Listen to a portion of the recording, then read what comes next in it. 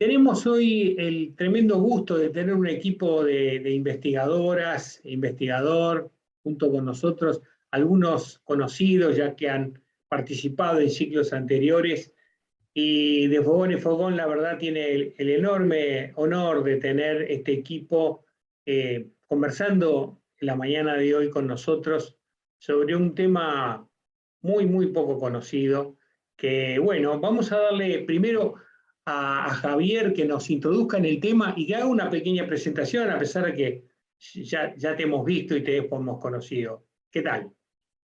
Bueno, buenos días. En primer lugar, agradecerle, Roberto, otra vez por su extendida invitación, así como también a la audiencia que nos escucha, a todos los espectadores, ya sea por radio y por YouTube. Bueno, en mi caso soy docente de literatura, y en este caso, en el día de hoy, el encuentro versa sobre la figura de don Emilio Trías Dupré, el padre de Vivian Trías. Que justamente este año se conmemoran los 100 años del nacimiento de Vivian Trías, que nació el 30 de mayo en Las Piedras. Y bueno, en ese marco queríamos homenajear a Vivian Trías en el curso de los homenajes que suponemos que ya se estarán dando y se seguirán durante el año.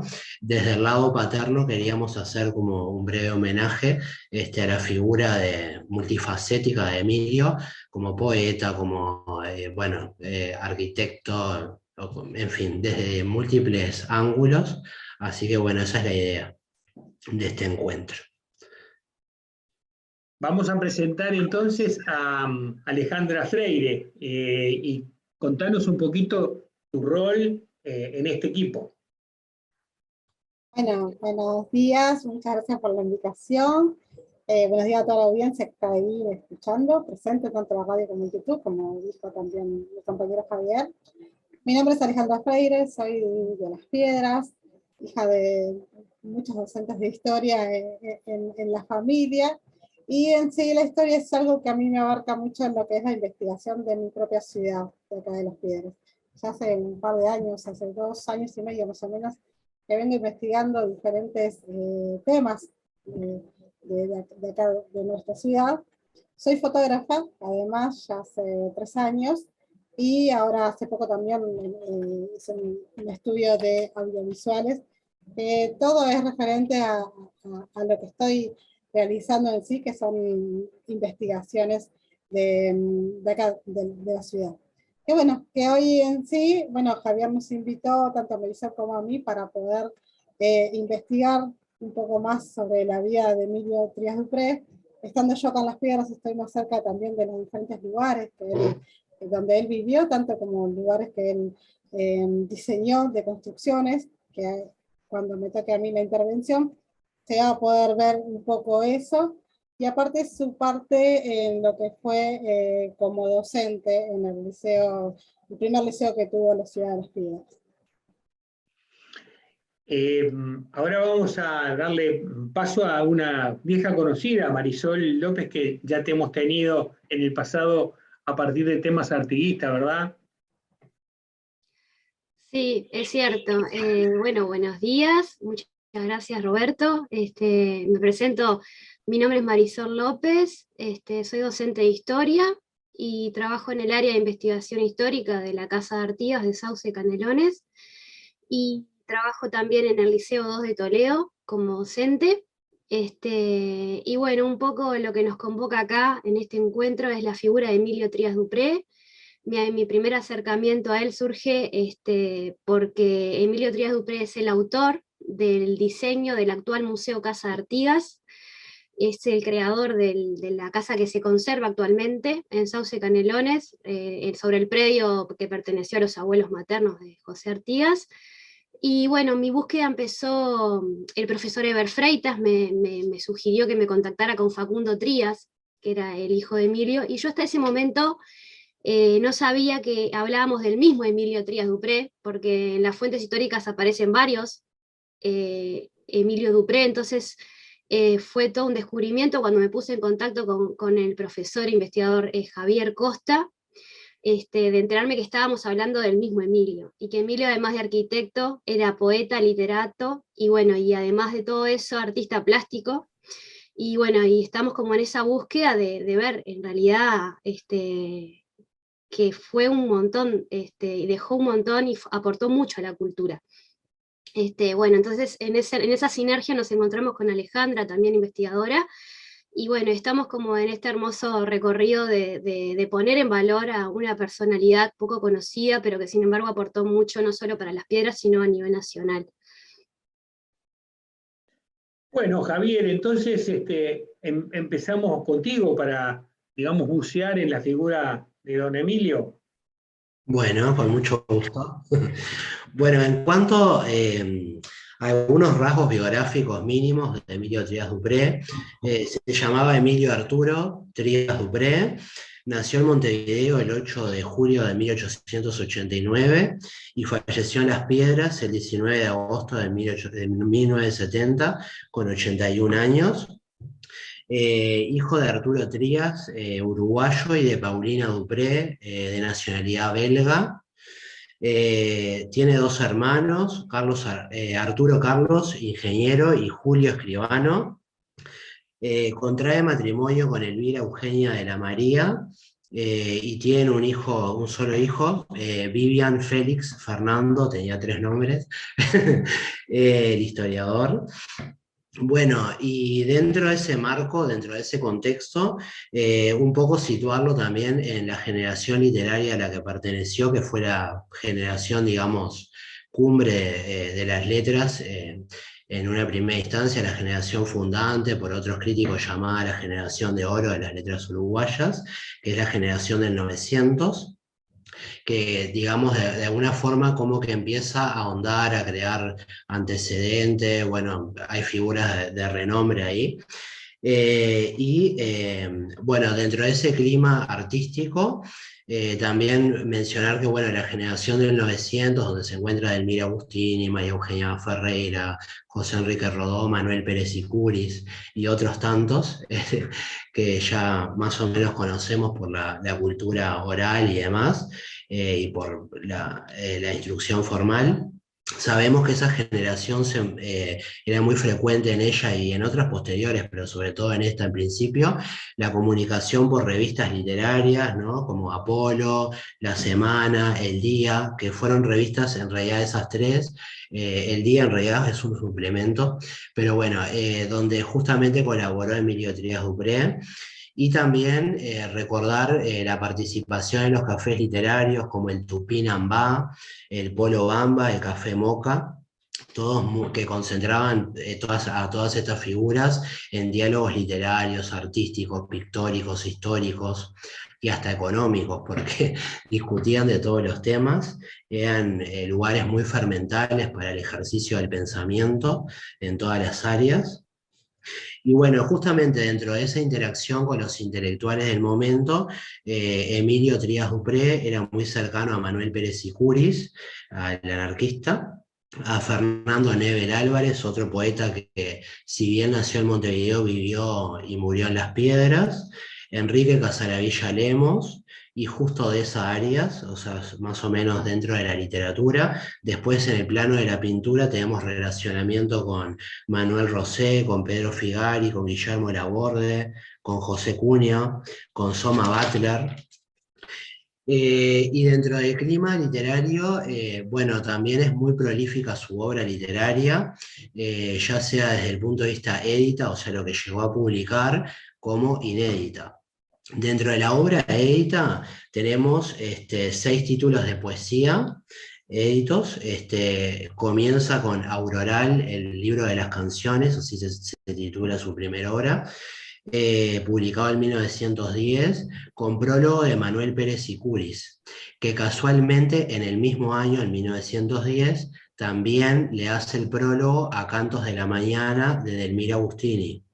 O sea que Manuel Pérez Sicuris prologa ambos libros, y en realidad para Emilio Trías Duperé es el primer libro, el bautismo hacia el mundo literario, con el libro Auroral, que ya tiene un simbolismo, ¿no? Desde su título. Bueno, después publica 5 títulos más, en total 6. También tiene una obra de teatro edita, El Madrigal, en 1911, que en realidad es un teatro lírico, es un teatro rimado.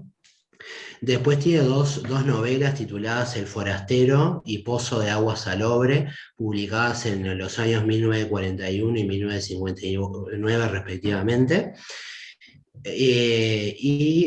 O sea, en realidad atraviesa todos los géneros literarios, la obra de Emilio Trías: poesía, narrativa, dramaturgia y ensayo. Incluso el ensayo, que es más discutido desde el punto de vista literario. Deja muchos libros inéditos. En el caso de poesía, el título de Las uvas de la soledad, que supuestamente iba a editarse en 1966, pero no se concretó.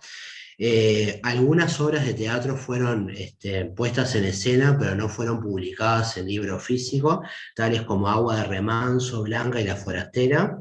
Y después quedó un libro de ensayo que versaba sobre cuestiones artísticas en general, sobre pintura, literatura, música, en fin, titulado Tránsito Estético.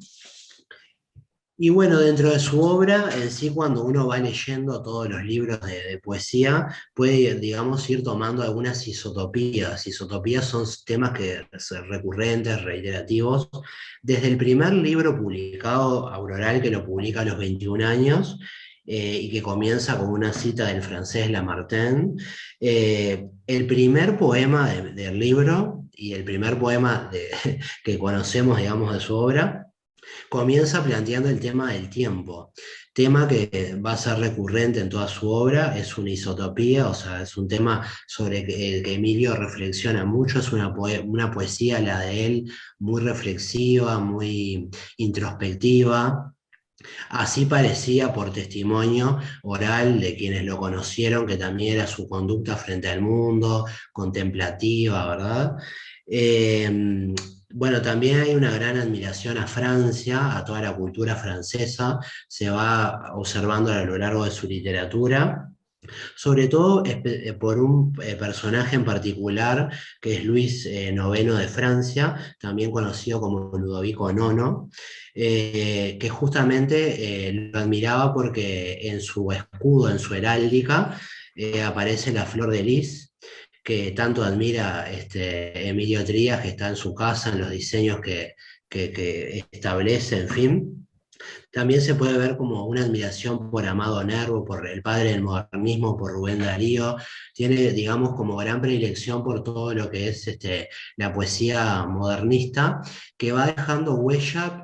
No es ese modernismo abigarrado, ¿verdad?, recargado, sino que es un verso más limpio, pero tiene ese tono melancólico propio de ese ambiente de ensueño. También tiene poemas donde él discurre sobre el arte. Entonces el poema se transforma en un metapoema, porque es un poema que habla de la poesía. Y bueno, lo llamativo también en su obra es que en realidad un poco el objeto de esta investigación es darlo a conocer, expandir su obra, traerlo de nuevo a la memoria, como otro de tantos poetas condenados a olvido. No aparece referenciado prácticamente en casi ningún diccionario de literatura uruguaya. Por lo pronto, en el último que tenemos, que es el Nuevo Diccionario del 2001, no aparece su figura. Sí aparece quizás en obras en crítica de la época, ¿no?, próxima a él, como por ejemplo en la poeta Luisa Luisi, que tiene 2 libros de crítica: el titulado La literatura del Uruguay en el año de su centenario, publicado en 1930. Ahí Luisa Luisi entiende que tanto él como Fernando Nebel y otras figuras conformarían lo que ella llama la generación nueva de poetas en 1930, ya en realidad con algunos libros publicados en el caso de Emilio, y después Sara Bolo, otra poeta y crítica en literatura uruguaya de 1807 a 1975, dice que la poesía de Emilio Trías Dupré es una poesía de carácter intimista, de tono sentimental, con lo cual, bueno, uno se queda con una visión como que la poesía de él justamente se queda en un tono romántico, un poco epigonal respecto del modernismo, pero que como que no avanza. Sin embargo, uno va leyendo sus libros y va cambiando como su discurso, sus temas. Hay algunos recurrentes, pero otros que va cambiando incluso el lenguaje también, ¿verdad? Así que quedarse con ese juicio es demasiado pobre, muy escueto, ¿no? Bueno, en cuanto a las formas, es muy interesante también lo clásico en Emilio Trías Dupré, que también se ve en la arquitectura. Después a mis compañeras discurrirán sobre eso. Y bueno, ahí tenemos, por ejemplo, que usa el soneto clásico, el de verso de arte menor, el autosílabo, que es muy de fácil memorización, ¿verdad? De muy fácil recitación, el verso en decasílabo, el alejandrino, versos todos clásicos, ¿sí? Que tienen historia. Ahí también se puede ver la admiración por Italia, por España, la literatura de esos países. Bueno, en toda su poesía hay poemas dedicados muchos al ambiente familiar, a su esposa, a su hijo. Bueno, hay un poema de La fiesta de la vida, que es un libro, donde conecta la poesía y la mujer como templos sagrados, ¿verdad? Esa noción es muy beckeriana, muy influida por el último romanticismo español de Becker. Después, justamente en el título El alba del día claro, publicado en 1928, cuando él ya contaba con 39 años, me pareció muy interesante compartir con ustedes la dedicatoria que hace a ese libro, que dice lo siguiente, cito: aquí me diste el amor, aquí me diste hasta el hijo. He plantado aquí mi árbol y el libro aquí ya lo he escrito. Las Piedras, 1928, fin de cita. Un poco aludiendo a esa cuestión de que su ciudad le había brindado todo, ¿verdad? Después es muy importante también en su obra de su obra se desprende la cantidad de alusiones a diferentes mitologías, no solamente a la clásica greco-romana, sino a otras. También hay mucha admiración por la Edad Media, por el Renacimiento como épocas históricas. Bueno, justamente Emilio Trías Dupré es un gran humanista, así que esa predilección al Renacimiento es evidente allí. Por ejemplo, hay un poema titulado Salomé, que se encuentra en el libro Una luna después, que es a un cuadro de Manuel Rosé. O sea, ahí se puede ver lo que comenté anteriormente, esa conexión entre la pintura, la literatura. Bueno, él mismo pintaba. Y después, bueno, básicamente en ese marco de temas, de distintas alusiones y demás, es que se mueve la poesía de este autor, que sin duda requiere mayor estudio, detenimiento, una republicación de sus obras y bueno, una actualización, y en eso estamos. Javier, ¿y a qué se debe que sea otro de estos poetas olvidados por la academia? En realidad creo que falta como, digamos, siempre revisar las generaciones anteriores, falta siempre una revisión de parte de la academia, porque siempre se tiende como a investigar sobre figuras canónicas que ya están consagradas, un poco a llover sobre lo mojado. Entonces, hay como cierto desinterés o directamente que falta un equipo de investigadores que saquen de nuevo, que republiquen, por ejemplo, en el caso de Emilio Trías Dupré no hay artículos críticos de su poesía, no hay críticos que hayan estudiado a fondo su obra. Sí, esos mínimos comentarios a los que aludí, tanto por parte de Luisa Luisi como de Sara Bolo, pero no son estudios de su poesía, son apenas referencias. Yo creo que en general la crítica a lo largo de la historia en Uruguay se ha caracterizado por siempre estar fijada en personalidades o figuras que pertenezcan al canon. O sea, hay que también un poco abrir el panorama, seguir redescubriendo autores, que estamos hablando de un autor de la generación del 900, no reciente, y sin embargo, aún así, no hay profundidad sobre su obra. No se reeditó, aparte es difícil encontrar sus libros también, ¿no? Entonces es un trabajo que para que se vuelva a estudiar es necesaria justamente una actualización y una republicación de sus obras a los efectos de que los investigadores puedan ir a sus libros, de alguna forma investigarlo más, y este tipo de iniciativas como la suya, que promueve también el volver a poner a la figura del autor, quizás hace que un investigador que con la curiosidad intelectual y vaya a buscar a las fuentes, ¿verdad? Que siempre queda a la fuente. Che, Javier, ¿y tenés algún poema a la mano que nos pueda Sí, dar la voz de Emilio? sí, él tiene varios poemas dedicados al hijo. Por lo pronto, en La fiesta de la vida, en este libro al que aludía varias veces, bueno, justamente el título es muy iluminador en ese sentido y con la temática del poema. Eh, Hay tres poemas que están dedicados al hijo, de los cuales yo voy a leer dos por una cuestión de tiempo. El primero se titula Vivian y entre paréntesis Ayeye. Y dice así: Rosa viviente que nos dio la vida en un florecimiento de ilusiones, ritmo a la par de nuestros corazones, en nuestra casa toda bendecida. Es un poema muy breve, pero muy lindo en cuanto a las metáforas. Y después otro, Ayeye, que es un soneto clásico. El título es Ayeye. Era la primavera, en un divino día primaveral, y era la hora en que mi alma sueña y rememora una inquietud de música y de trino. Y me abismé en la onda turbadora de un prolongado ensueño peregrino, al sentir que pasabas. Mi destino entre tus manos, desde entonces ora. La melodía del recuerdo encanta esta sufrencia mía, porque escucha tu voz de ave que en mis noches canta. Y en los insomnios en que el alma espera coger la pauta que persigue y lucha, tú te apareces toda primavera. Como podemos observar, es un verso limpio, un verso sencillo, suave, a la par de que profundo y sentido. Precioso, precioso, Javier.